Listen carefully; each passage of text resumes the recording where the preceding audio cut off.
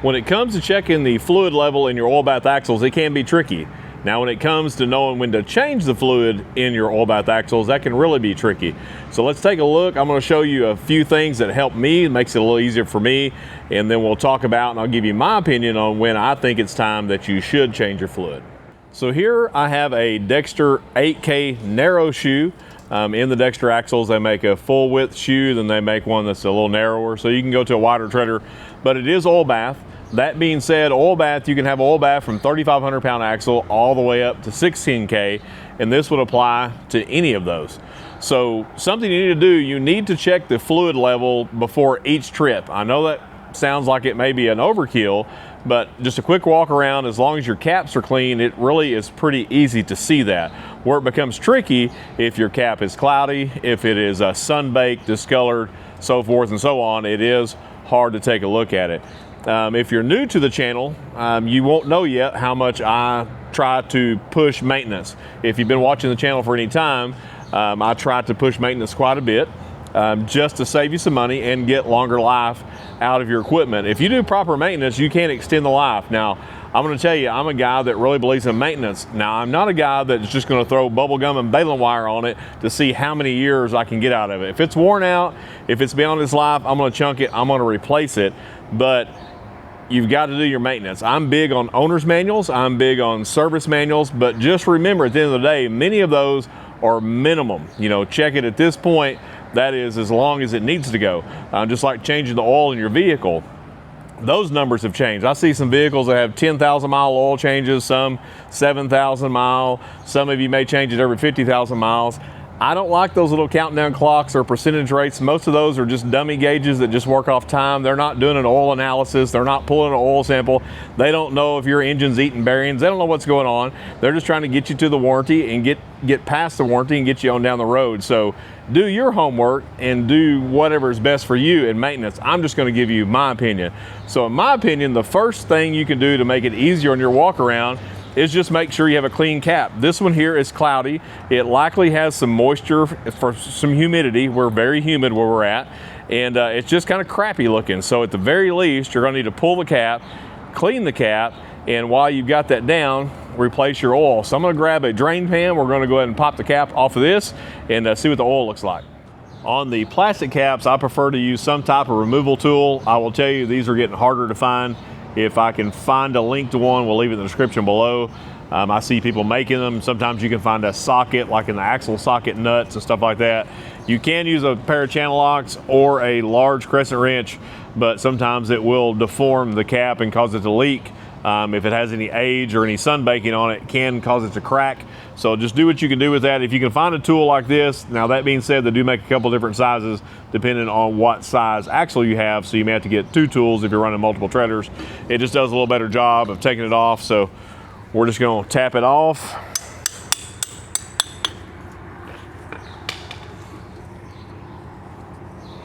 Leave a comment below if you can't stand the smell of rear end grease or oil, just because it is stanky. So I don't know if you can see that. See how that's running like real thin? That has water in it, okay? So we're going to talk about that here shortly if it is to that point. This is the O-ring that usually stays on the cap. It did come off. I'm gonna grab a flashlight so we can take a little closer look on the inside to see how much moisture we got. I don't know how well the camera picks that up, but you can see the moisture in, it kind of looks like chocolate milk. I drink my coffee black, so maybe you drink cream in your coffee, kind of looks like that, but it's gross. So at this point, I'll tell you what I would do if it looks like this when you pull it out here in a minute, but let's take a look inside to see if we have any rust. Let's see if we can catch this where it's draining out of the bottom. You can see it's clearly got moisture mixed with the fluid that's in there. You'll see some humidity built up around that bearing, just kind of that white looking substance, just where it has compromised the grease. This has not been underwater.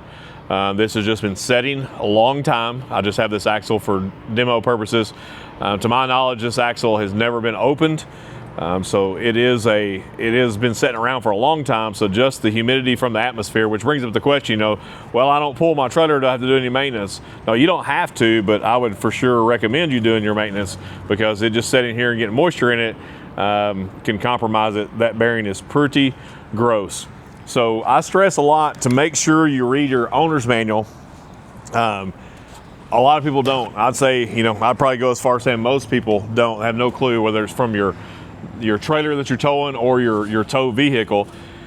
That being said, like I said earlier, those are minimum requirements, and I will tell you, if you go and search, like if you go search for Dexter, when am I supposed to change the fluid in my oil bath axles, you're gonna have a hard time finding that answer. It's gonna be very subjective. It's gonna be very just whenever you think you need to change it, that's what they're gonna say. And I don't disagree with that, but for some that are unsure, when do you change it? Is that every 6 months? Is that every 6 years? How often do I change it? So my opinion on when you change it at minimum is 1 time a year. All you have to do, if everything's good, if it's not full of water, if it doesn't have a bunch of crap in there, if the fluid were decent, you literally take the cap off, drain it out, clean your cap up, and we'll show that shortly, replace it and refill it full of fluid. I know I'm going to get some comments saying, well, that doesn't get all the oil out of there. It absolutely does not. Just like changing the engine oil in your truck, it does not get all the oil out of there. If you want to be a stickler for that, I'm for you doing that, but you'll have to do a flush. You're going to have to flush that out with new oil. If you're doing an engine, flush, you would just use new oil until you flush it out. You could do the same thing in here. You could run new oil in here, spin it around, drive it a little bit, then drain it again to try to get some more of that out of there. And just keep an eye on that oil when you're draining out, see if you have anything shiny. If you see any sparkles in there, it ain't gold. It is bearing wear, it is race wear, it's something. Your washer's wearing, but metal in your oil is not good. It's gonna act as an abrasive, and it's going to eat the bearings. So if I were doing my annual, let's say 1 time a year, I'm gonna pull and drain my fluid out of here, and it looks like this, at this point, I'm not worried about draining my fluid and refilling. At this point, I'm gonna do a full tear down. I'm not gonna show the tear down in this video. We'll leave a link in the description below to show you how to do a tear down. And once I do that tear down, if you were to look at, I believe your Dexter's owner manual, I'm not sure about Lippert, they're gonna tell you on an oil bath, once you pull it down, inspect the rear seal to see if it's got any damage, if it's got any cuts, nicks, anything like that. If it looks okay, stick it back on. In my opinion, I disagree with that. Whether I'm pulling off a grease system or an oil system, if I pull that seal off of there, there's only one place that seal is going to go, and that seal is going to go in the garbage. I'm going to buy a new seal. I'm going to clean everything out, flush everything out, inspect my bearings with this much water. I'm going to make sure they're not rusted or pitted. I'm going to reassemble with a new seal. Go ahead and do a brake adjustment while I'm in there. We'll leave a link in the description below for that. But I'm going to go ahead and just do my maintenance. I'm already there. Might as well do it right. It's not going to take forever. Put it back together and then refill it. But let's just say that you were to drain this and the oil didn't look bad, but it's been a year and you just want to have that peace of mind. Drain your fluid out, and then on your cap, to make it easy, but I mean, you can see the junk in that cap. If you have a plastic cap on there, do not use brake cleaner. It will make it cloudy. It will soften the cap. Use a water-based. I'm gonna go stick this in the water-based parts washer real quick to see if it will clean up. Non-dishwashing soap, anything like that, will get it cleaned up so you can see the fill line. And that's gonna be our next step, is showing where the fill line is so that we make sure that we don't under or overfill our hub assembly. This cap didn't clean up great. Part of the reason is I just cut my losses, and I'll show you why here shortly. I did clean up enough to show you what I needed to. A lot of people make the mistake by filling it with oil all the way until it runs out. This is not made to do that. If you fill it up that much, it can cause it to spew oil because you put too much oil in the cavity. There is a line, it's a circle right here that goes all the way around. So no matter what cap position that is the oil level line. So you fill your oil up to there. It does change depending on axle size. Some of your 10K stuff, the oil level will be a little lower. Some caps will have dual lines that give it for 2 different axle applications because they're running the same cap on both axle weights. So you have to know what axle you're running, and some of that depends on manufacturer as well. But don't make the first mistake by adding too much oil or not enough oil. Make sure you go to the oil fill line. If your cap is in good shape and it cleans up okay, I would always recommend inserting a new plug. in there. The plug does have a microscopic hole, maybe not microscopic, you can see it. It's a tiny hole that will help vent some of the air and some of the moisture out of it. So I'd recommend putting a new plug always. The reason I am not going to clean this cap up anymore, even though this is new cap, the sun has gotten it so much, I don't know if you can see it. We can get lighting in there. I don't know if that's going to pick up on the camera, but it has a crack in it. So that crack will allow moisture. With rainwater coming on top of that, it will just suck it down there, especially when the temperatures change inside the cavity of the drum from heating and cooling. It will cause that water just to siphon down there. The crack is actually bad. It's all the way around. I don't think I cracked it when I took it off because there is a bunch of grime and crap down in the crack. So I think it's just from being sun-baked. Could have been hit. A lot of times if you take your oil bath axle to the tire store to get a tire changed, when they pull the wheel off of there, it will hit the cap and crack it, and you won't know it until you lose that. We talk about that in videos all the time. We use a dolly to take our wheels off so we don't interfere with the cap. If we have any chance of possibly hitting the cap, we're just going to take the cap off, drain the oil, and go ahead and do an oil change while we're there. So this cap is trash. You're going to need to replace it. If you have to replace it, I'm going to recommend not going back with the plastic cap. If you can swing it, if it fits in your budget, go with an aluminum cap. There's a couple different brands out there. I've got a Dexter here. This will be a direct replacement for this. Valcrum also makes a great cap. I've been using their stuff for years. Dexter has now started making one. Dexter and Lippert both are starting to put these caps factory from their axle. One thing I don't necessarily like on the Dexter, this is a screw-on cap for this. Some of their new stuff, it actually bolts on, like in your semi-trailers, which is good. It's going to create a good seal, but it's got two different style caps. So it's just, more parts that have to be stocked, and depending on, you may have a trailer that you have to upgrade to a newer axle. Maybe you got damaged. You may have mixed match caps on there, so you're going to have to carry two. Not the end of the world. You just need to make sure you got the correct parts. So I'm going to go ahead and reinstall this cap just to show you what to do, because we're going to do a complete teardown on this. We'll do that in a separate video just to show you the crap that's in there. So if everything were good, you didn't have a ton of moisture in there, a little bit of moisture is okay, and draining it out, you'll be fine. Just put you some new fluid. If you feel like it needs to, like I said, run it for a little while, then do a secondary drain on that. One nice thing about these caps I didn't show, they all have a drain plug on the bottom where you can drain the lubricant out there, so you don't even have to take the cap completely off. And they just have a bunch of better components. The plug is better, the sight glass is better, and it's aluminum housing, so it's just going to last longer. It's going to be more forgiving if you do hit it with a tire, or you hit a piece of rubber or something down the road.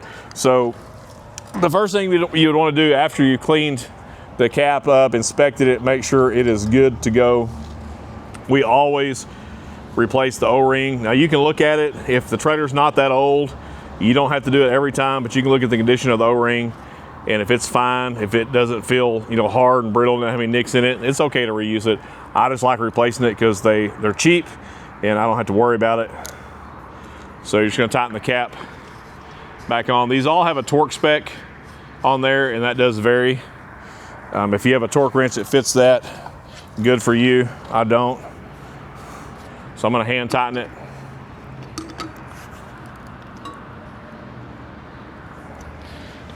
And then we're going to fill it full of fluid. Now you got to make sure you put the right fluid in it. If you're running a Dexter or Lippert, you can look that up in your owner's manual. Even though they don't tell you when to change your fluid, they will tell you what fluids are okay to change or to put in there. We run Mystic in ours. I'm not, there's other stuff out there that is as good as Mystic. I've just ran Mystic. I have good luck with it, so that's what we use. So I'm gonna grab some Mystic, pour in there. I thought I had a bottle, but I left it somewhere, so I'll be right back. So when you go to hand tighten it, if maybe your grip strength ain't as good as it once was, maybe you're like me, you're not as good as you once was, you can always just take a hammer, take the handle end of it, and just give it a small tap to snug it. But you don't want to over tighten it. Over tighten it just as bad as under tighten it. Both methods is going to cause it to fail. So we got it on there. Now we're going to put some oil in there, and you're just going to run oil in.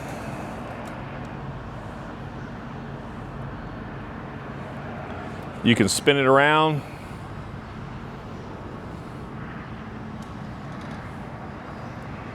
And you're just going to keep filling that until it gets up to that fluid level line.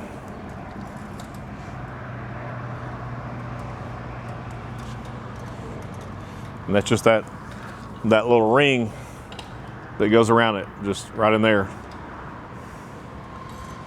So what I recommend doing is once you fill it, put your cap back in so you don't get any dirt. If you're in a clean shop and the wind's not blowing, you can leave it out. But just let it settle for a little bit. If you want to spin it a few more times, just make sure it's settled in, it's kind of spread to the back, and then top it off.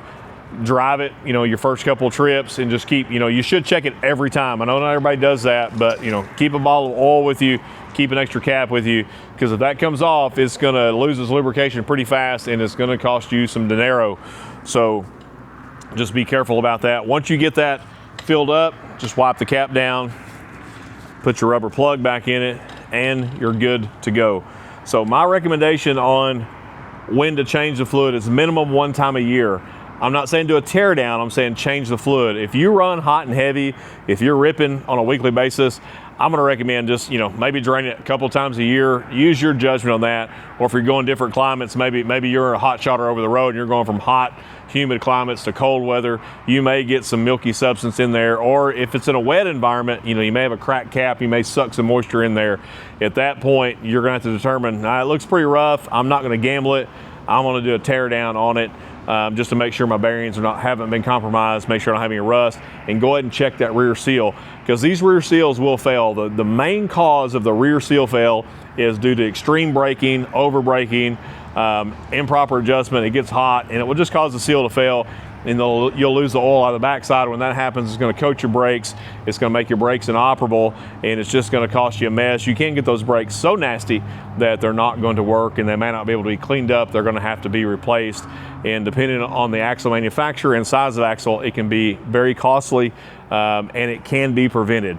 Most everything on this can be prevented to get you some better life. But like I said before, if your cap is in bad shape, don't silicone that dude up unless you've got to. Put some duct tape on it to get you by. Replace it if you need to, but if you do your proper maintenance, it's just gonna get you longer life. And always do the minimum as far as the book says. Do at least the minimum, but go a little bit above and beyond. If it says do it once a year, don't go beyond that. You may even need to bump that up depending on your driving habits and your driving environment. So hopefully this helps with any questions you may have. If there's something I missed, leave a comment below. We'll leave a description for any of the components we use on here. If I can find them, like I said, some of them are getting tough to get. It's just where we're at right now. And then we'll leave a few links in the description below for some videos that talk about some other things that deal with this. So enjoyed talking to you, and we will see you down the road.